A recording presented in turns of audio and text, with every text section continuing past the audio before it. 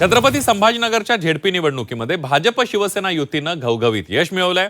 भाजप शिवसेनेच्या झेडपीवर सत्ता स्थापनेचा मार्ग मोकळा झालाय। मात्र आता झेडपीचा अध्यक्ष कुणाचा होणार याची जिल्ह्यामध्ये जोरदार चर्चा रंगल्याचं पाहायला मिळतंय। भाजप आणि शिवसेना दोन्ही पक्ष अध्यक्षपदावर दावा करतायत आणि त्यामुळे हाही तिढा महापालिकेसारखाच लांबेल असं चित्र निर्माण झालंय। बघूया।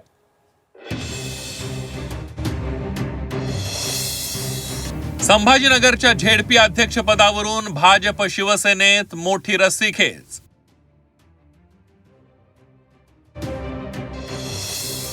दोन्ही पक्षांचा झेडपी अध्यक्षपदावर दावा।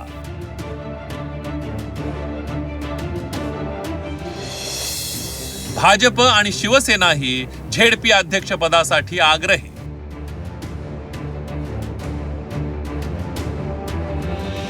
छत्रपती संभाजीनगर जिल्हा परिषदेमध्ये शिवसेना आणि भाजप युतीनं चांगलं यश मिळवलंय। त्यामुळे सत्तेत महायुतीच येणार यात कोणतीही अडचण नाही। मात्र आता घोडं अडलंय ते अध्यक्षपदावर, कारण दोन्ही पक्षांना जवळपास समसमान जागा मिळाल्यात। भाजपला 23 जागा मिळाल्यात आणि एका अपक्षाचा त्यांना पाठिंबा आहे, तर शिवसेनेला 21 जागा मिळाल्यात आणि शिवसेनेलाही एका अपक्षानं पाठिंबा दिलाय। त्यामुळे शिवसेना 22 जागांवर आहे तर भाजप 24 जागांवर आहे आणि त्याचमुळे आता भाजपनं अध्यक्षपदावर दावा केलाय।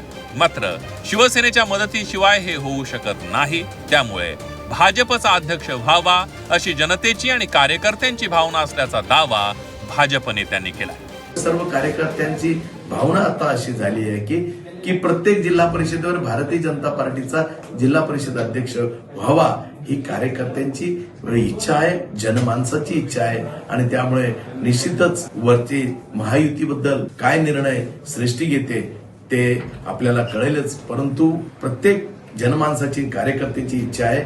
तर दुसरीकडे शिवसेनेने जिल्हा परिषदेसोबतच पंचायत समितीमध्येही चांगलं यश मिळवलंय। जास्त जागाही आमच्या आहेत आणि शिवसैनिकांची भावना आहे आणि त्यामुळेच अध्यक्षपद आम्हाला मिळावं अशी आग्रही भूमिका शिवसेनेच्या नेत्यांनी मांडली आहे। अध्यक्षपद शिवसेनेला हवंय असंही कळतंय, काय चालतंय? अध्यक्षपद शिवसेनेला हवं हे सगळ्या शिवसैनिकांची इच्छा आहे, पण एकनाथ शिंदे साहेब जे निर्णय घेतील, जे आदेश देतील ते आम्हाला मान्य आहे। 2017 मध्ये शिवसेना भाजपमध्ये अध्यक्षपदावरून वाद झाला होता।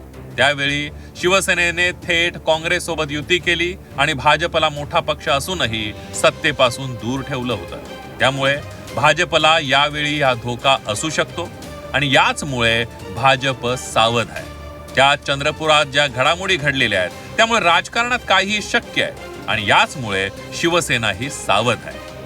अध्यक्षपदाचा हा तिढा आता थेट मुख्यमंत्री आणि उपमुख्यमंत्र्यांपर्यंत पोहोचलाय। मुख्यमंत्री उपमुख्यमंत्री जो निर्णय घेतील तो आम्हाला मान्य असेल असं दोन्ही पक्षांचे स्थानिक नेते सांगतायत। त्यामुळे मुंबईवरून आलेल्या निर्णयावरच संभाजीनगरच्या अध्यक्षपदाचं गणित अवलंबून असणार आहे। विशाल करोळे, झी 24 तास, छत्रपती संभाजीनगर।